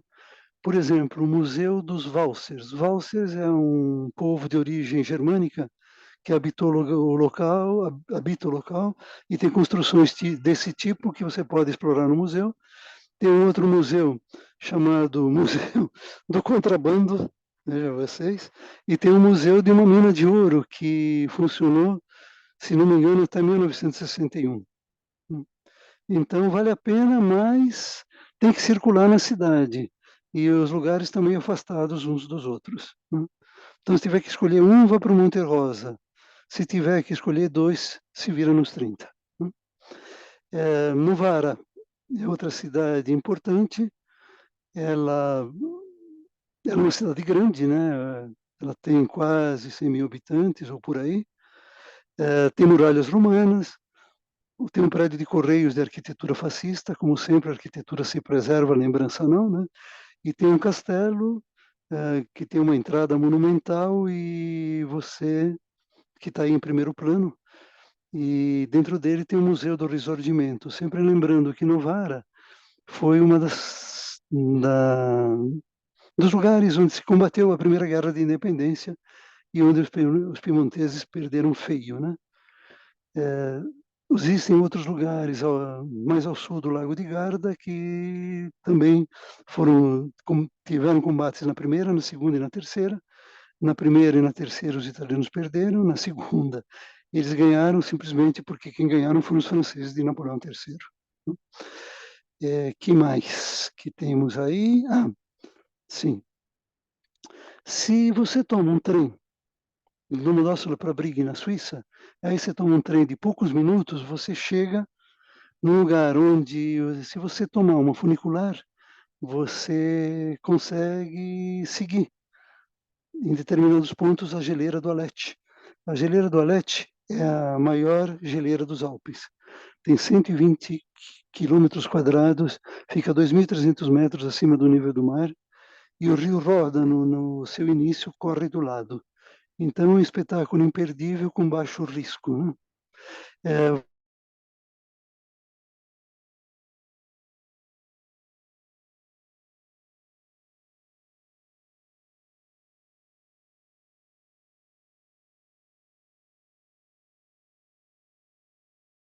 Assim, né?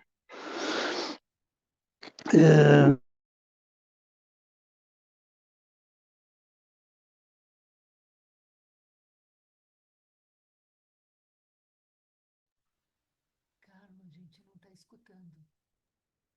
Carlos? cidade se chama Caldarosto e você encontra, por exemplo, em Domodossola e em cidades vizinhas, né? E finalmente você tem um trem que vai, nós estamos no Preto indo para o oeste, né? Para Locarno, na Suíça, passando por algumas cidades.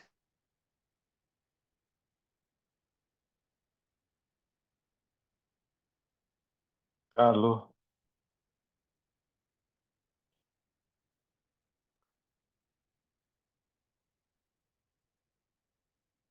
Congelou.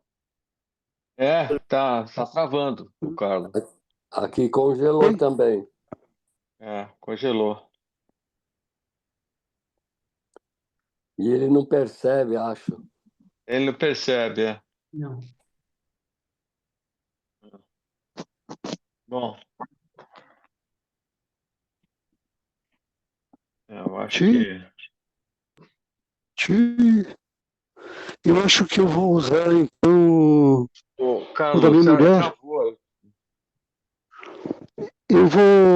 Eu vou usar o celular da minha mulher. Só 2 segundos, por favor.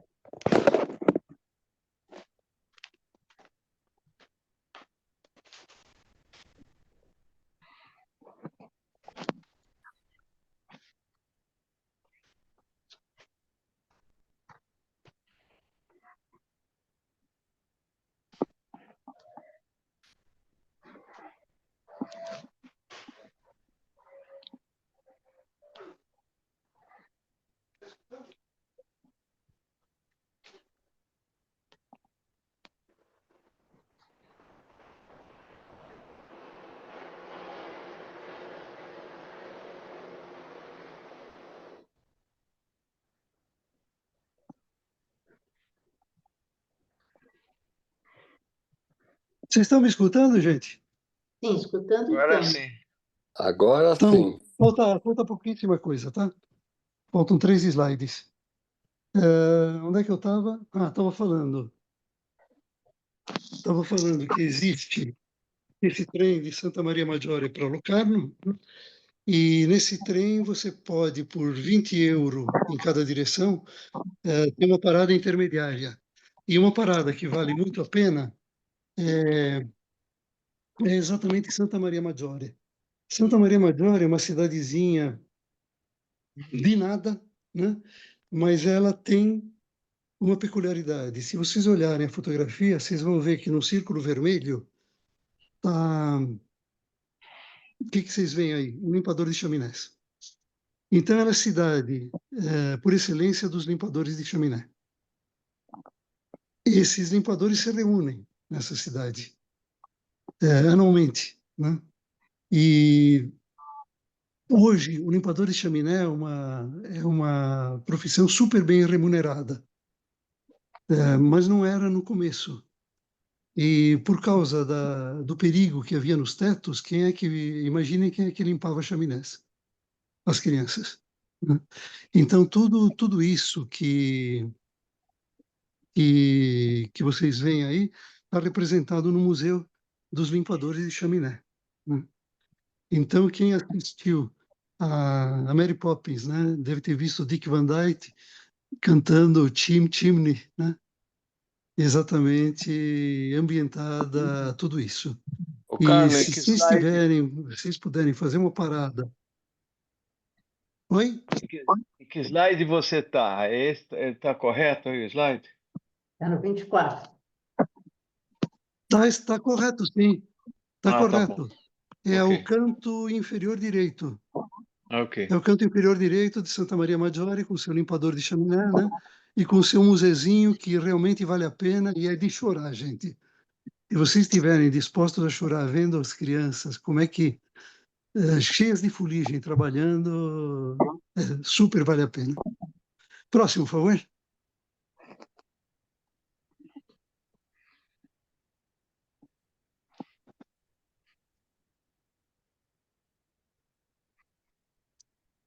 Virou o slide, Wagner? Mudei. Ou travou? Eu estou travado aqui. É, Bom, não é grave, tá?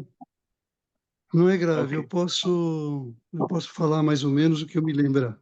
Ok. Então, nesse próximo, tá aí, o resumo da ópera, né?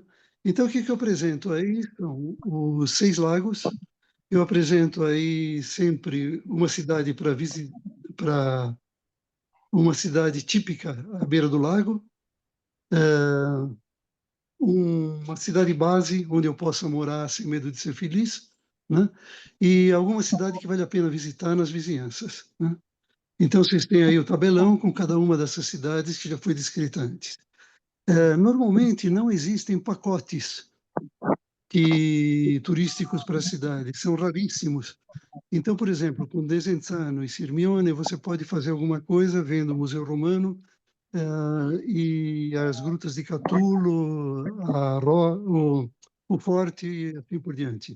Ou você pode fazer um passeio, esse é interessante, pelo lago, que faz o seguinte: você sai, por exemplo, de qualquer porto do lago, vai até Locarno e com isso daqui consegue ver os castelos de Cannero, você consegue ver Ascona, que é uma cidade muito bonita, você consegue ver as ilhas de Brissago, você consegue ver Locarno, e em Locarno você toma um trem até Domodossola e daí você toma um trem por sua conta até a cidade de origem.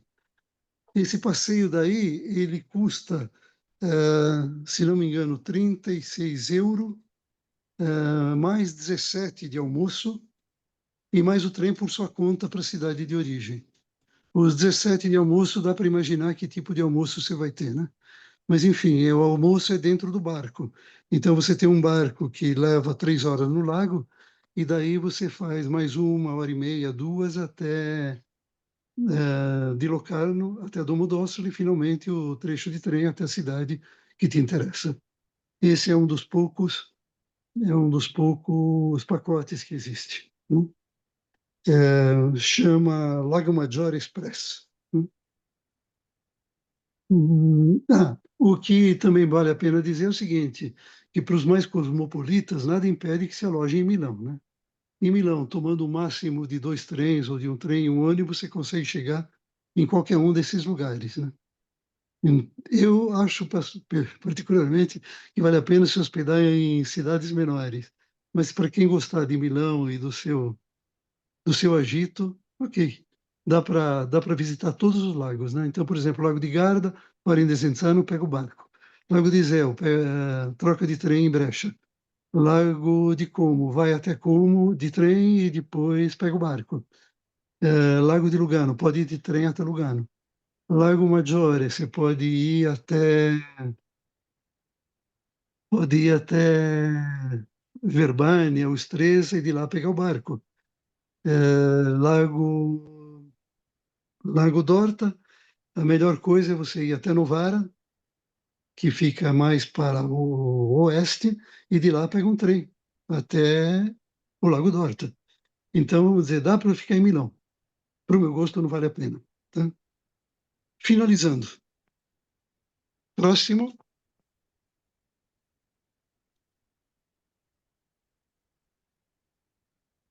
Ok. Eu ainda não estou vendo, mas eu posso recitar, tá? Tá. Então, nesse próximo, eu só não sei em que ordem que eu pus as figuras, mas enfim. Tá aí. Imperdível, né? Imperdível esse trenino Rosso del Bernino. Custe o que custar, tomem esse trem. Tomem um funicular em algumas das cidades e não é por falta, né? Quer dizer, você pode tomar em Stresa para ir no Motarone, pode tomar em Riva del Garda, pode tomar em Como, em Bergamo, em Lugano, Locarno. Você pode pegar uma sedovia em Macunhaga. Normalmente, essas funiculares têm uma cabinovia, né? Uma cabine fechada. Às vezes, você tem aquele negócio de dois lugares, né? Com aquela proteção que impede que você voe. Finalmente, do lado esquerdo inferior, o barco que trafega nos três maiores lagos, né? Essa fotografia foi tirada, se não me engano, do Lago Maggiore. Mas, enfim, o barco é o mesmo nos três lagos. Existe uma companhia chamada Navigazione dei Laghi que cuida de tudo isso. Né? Catulo foi um grande poeta no tempo de Cícero e de Júlio César, e foi inimigo político de ambos, foi um cara meio esquentadinho, ele não fez grandes amigos, né? Mas quando ele fala da paixão que ele tem por Cláudia, né? Que é uma nobre romana da época, casada, e quando ele fala das grutas de Catulo e do Lago de Garda, ele fica totalmente romântico. E aí eu pediria para nosso declamador oficial ler esse trechinho aí do Catulo. Lúcia? Tá bom. Terminou. Este batel que estão vendo, camaradas, orgulha-se de ter sido uma nau tão veloz que jamais casca de nós alguma pôde batê-la em competição, voando com as asas, seja dos remos, seja das velas. Obrigado, Muito Lúcia. bom. Só voltando ao slide, eu esqueci de comentar que o Catulo chamava a Cláudia de lésbia, o que é um negócio muito interessante. Né? E, bom, se vocês me perguntarem, põe em ordem os lagos, né? O que eu diria é o seguinte, o Iseu é o menos interessante de todos. O Lago de Como é o mais charmoso, sem dúvida. E o Lago de Orta é o mais romântico. Para quem ainda está vendo o último slide, que eu não estou, ele vai ver uma máquina de lavar que está totalmente enfeitada de flores. E se você tiver a possibilidade de ir para a Horta durante o mês de junho, você vai pegar a cidade totalmente tomada por o cheiro de jasmim. Gente, muito obrigado. Valeu. Desculpe a demora. Opa. Muito bom, cara. Muito bom. Viagem. Muito bom. E agora, nesse minuto, para conhecer esses lugares tão lindos.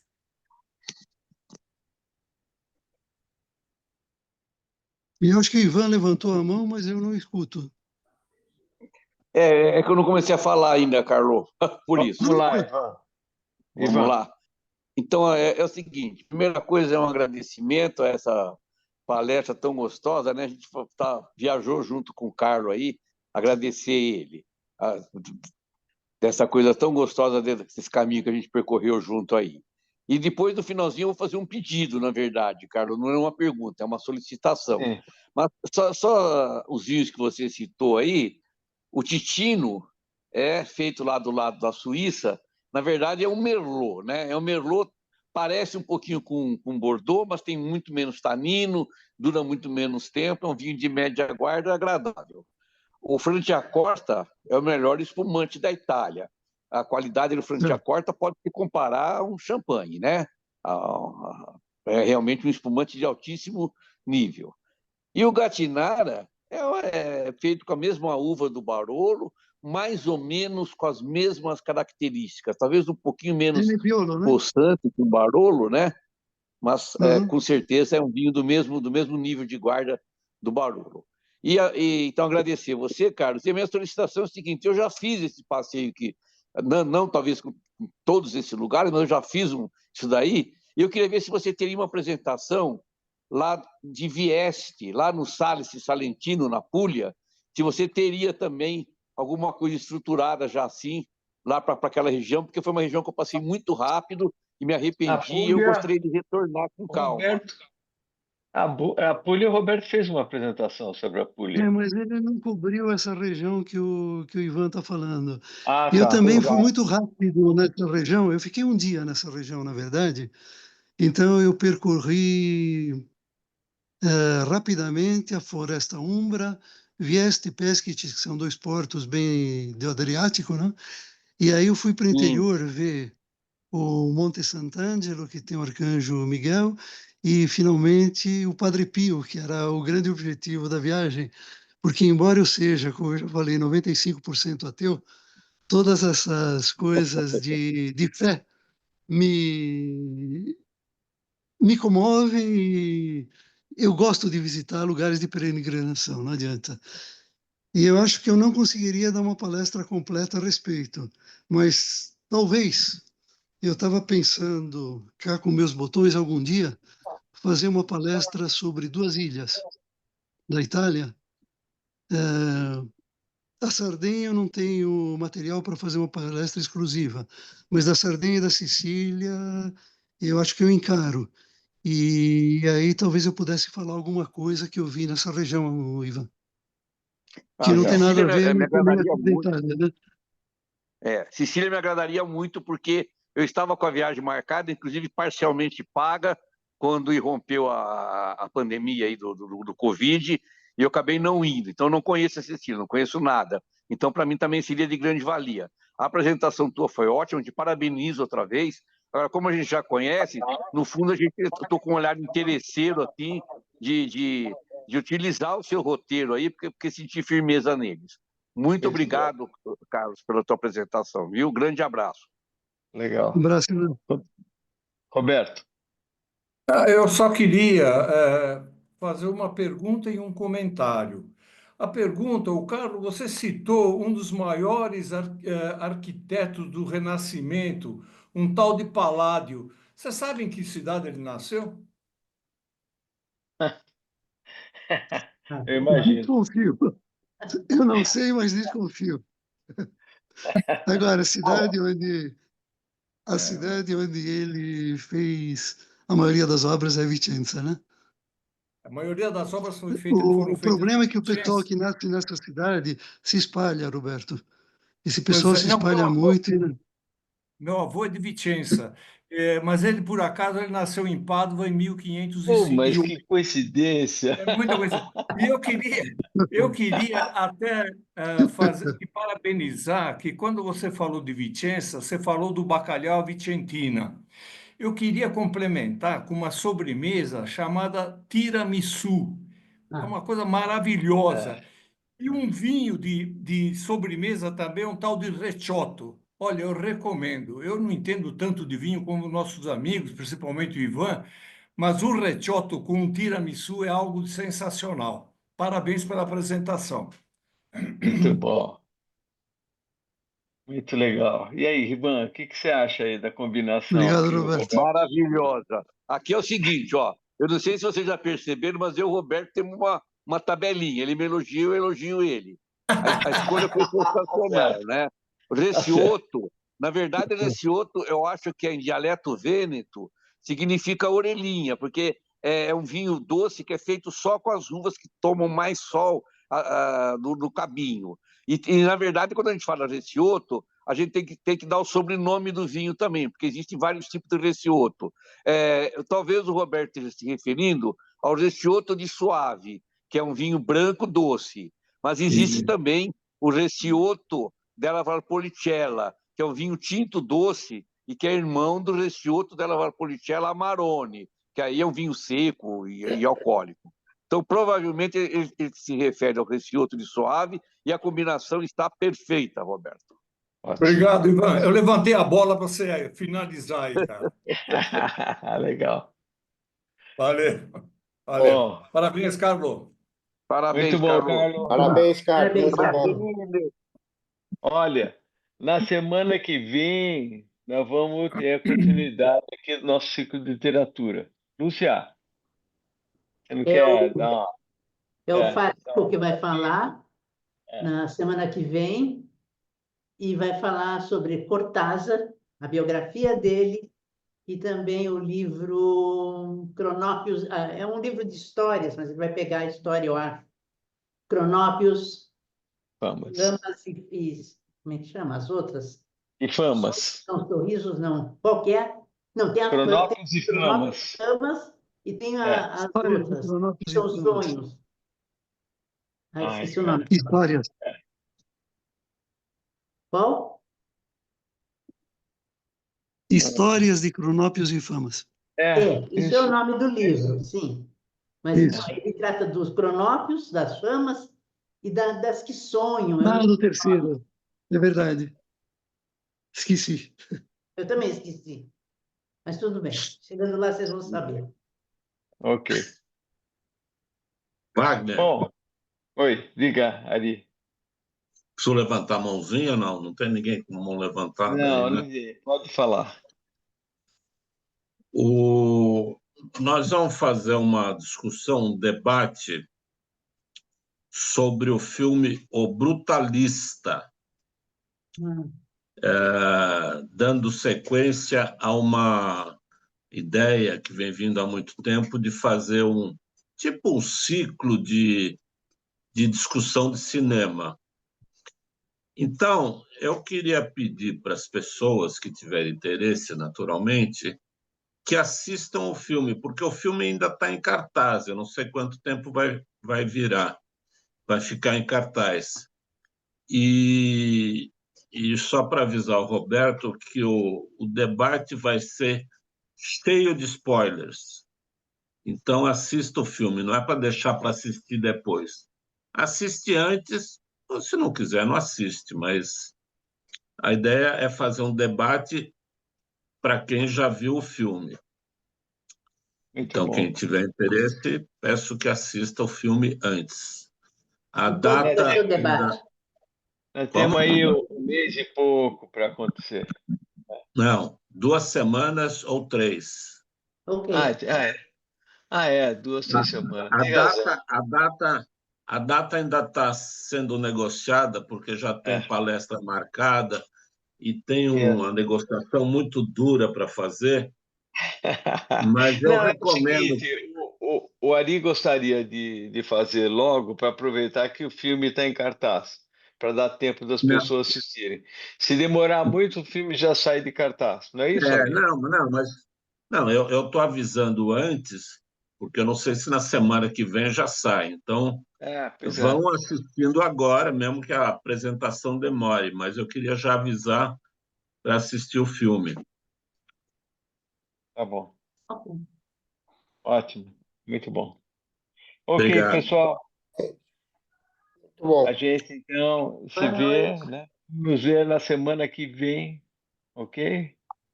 Com Cronópios e Famas. Um abraço. Tchau, Tchau. Tchau, boa Parabéns. noite. Boa Parabéns. noite a todos. Boa noite. Boa semana. Tchau.